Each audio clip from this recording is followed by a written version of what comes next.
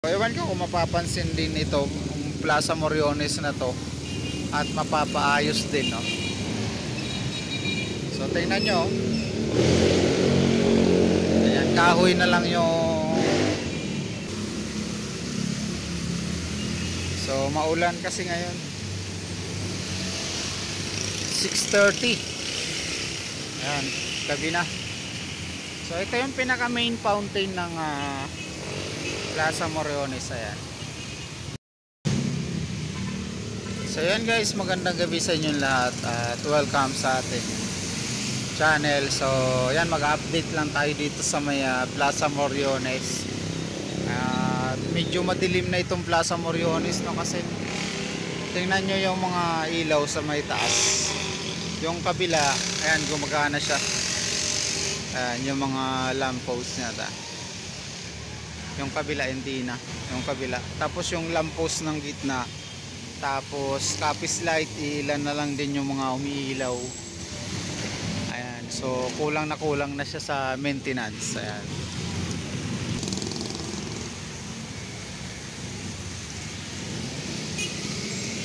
So ganito na yung Plaza Moriones.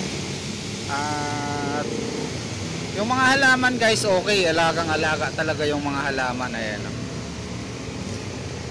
So siguro yung halaman mas madaling i-maintain dahil yan kung may na sira lang or na hindi nabuhay, mapapalitan agad. So yung ito kasi ano to sa kuryente, yung mga ilaw, ayan, kuryente, siguro mas malaking gastos. Ayan, kaya kulang sa maintenance. So meron pang 1 week si Yorme bago siya umupo. So ewan ko kung mapapansin din ito Plaza Moriones na to at mapapaayos din, no? So tingnan nyo, ayan, kahoy na lang yung nagpapatayo sa poste niya, sa light post. Ayan, kung makikita naman natin yung fountain ay okay naman. Ayan. So medyo madilim na nga lang siya dahil yan yung ibang ilaw, yung mga kapis light talaga, ilan na lang yung gumagana. Tapos yung light post naman sa gitna tsaka yung kabilang gilid hindi na rin gumagana. Yung kabilang side na lang din yung gumagana. Ayan. Dito banda meron. Yung dito lang halos wala. So medyo madilim siyang tingnan dahil kulang na sa mga ilaw. So nung panahon ni Yorme kasi sobrang liwanag to kasi ang daming ilaw na kapis light na nakalagay. So ayan, tingnan nyo yung poste.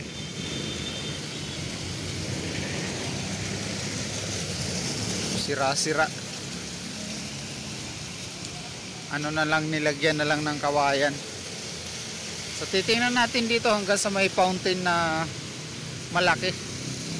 Dito sa may pinakasentro, nag-triangle kasi yung fountain. So ayan guys, yung nilagyan na rin ng kawayan para tumayo lang, sira na rin. So hindi na rin gumagana. Ayan, makikita nyo sa gitna. Wala nang ilaw.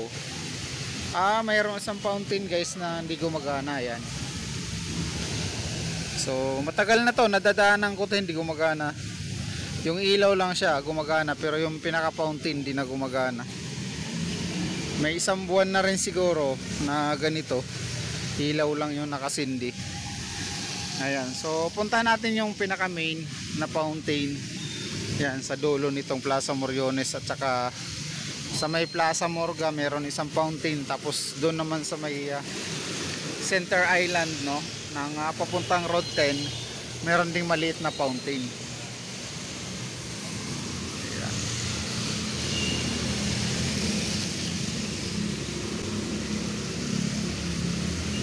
So maulan kasi ngayon 6:30. Ayan, gabi na.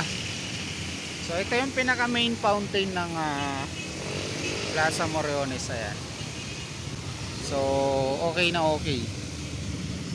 Ayan, punong paikot siya, yung halaman okay, buhay na buhay. Ang pangalan nitong Plaza Moriones na to ay Plaza Moriones Linear Park. Ayan, yun na pala yung pinangalan dito. So itong pinaka main na fountain ay okay na okay siya.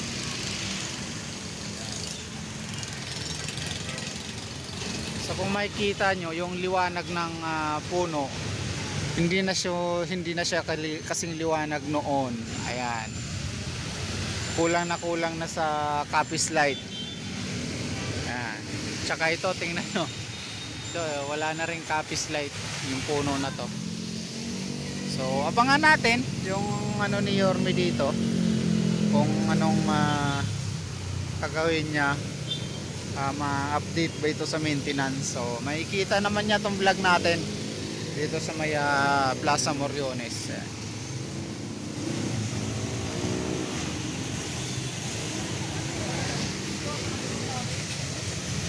At ayan, puntahan natin yung isang fountain sa kabila. Ayan, no.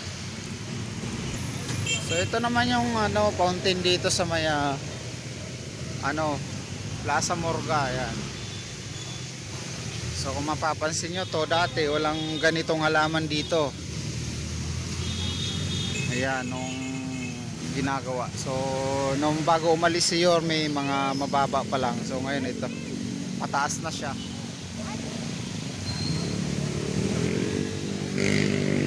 Plaza Morga.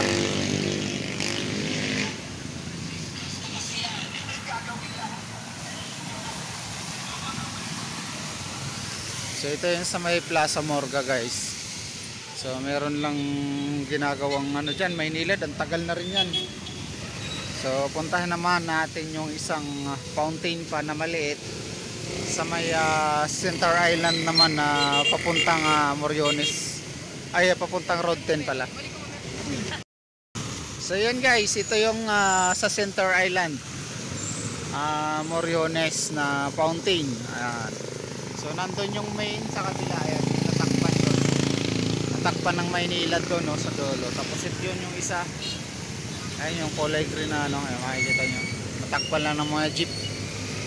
Plaza Morga. Ayan. Tapos ito naman yung sa may Center Island ng papuntang Road 10. Ayan. Ito na yung mga halaman na ayan. Ang ganda. So isa ito sa napakagandang nagawa ni Yorme, at kahit papaano ito makikita natin na maintain na naman. So yun lang, yung mga pailaw, yun yung kulang. Yun yung hindi na pagtuunan ng pansin. Sa kulang din sa maintenance. Kasi dati sobrang liwanag ng Plaza Moriones, pero ngayon talagang napakalaki ng nabago. So abangan natin, may 1 week pa si Yorme para pag-upo niya, iwan natin kung kasali na ito sa magagawa ulit, mapapaganda ulit, madadagdagan ng mga kasi kulang lang naman sa talaga ayos. Yun lang naman. So yun, may mga lang kasi dito parang So yan, guys, nag-update lang ako sa inyo dito, at kita-kits tayo sa ating next vlog sa Maynila. Thank you.